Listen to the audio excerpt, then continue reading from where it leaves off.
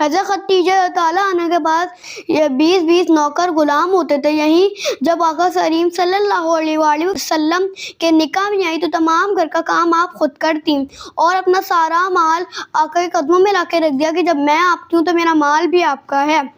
آپ نے ہر موقع پہ آقا کریم صلی اللہ علیہ وآلہ وسلم کا ساتھ دیا، ان سے کبھی شکایت نہیں کی اور ان کا حوصلہ بڑھایا.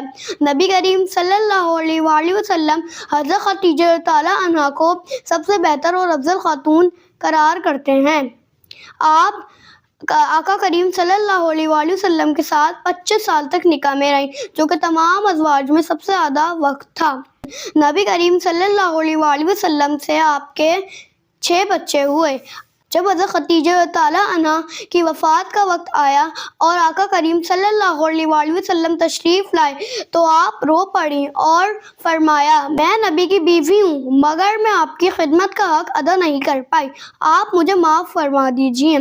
نبی کریم صلی اللہ علیہ وآلہ وسلم فرماتے ہیں، آپ معافی کی بات کرتے